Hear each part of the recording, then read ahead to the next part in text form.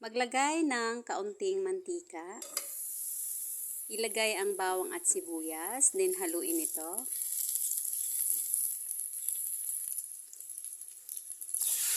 Ilagay ang chicken.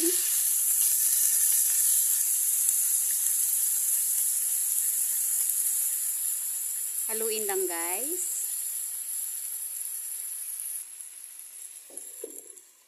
Then cover.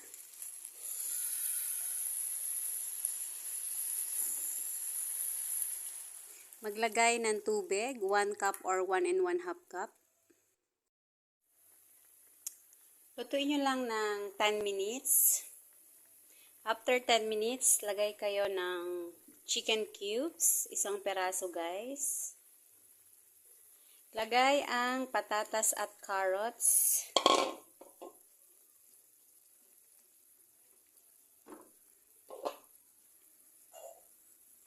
Cover for 5 to 8 minutes. Okay, so tapos na yung 5 minutes. Lagay tayo ng tomato sauce. Yung tomato sauce niya guys ay 115 grams lang. Kasi kaunti lang naman yung chicken.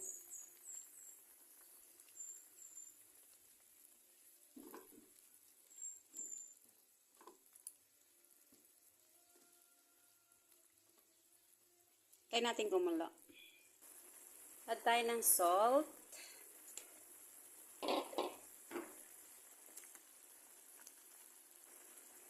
Ito, pasas or raisin guys.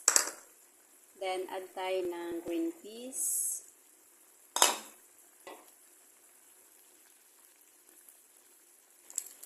Then, last na to guys, magic sarap.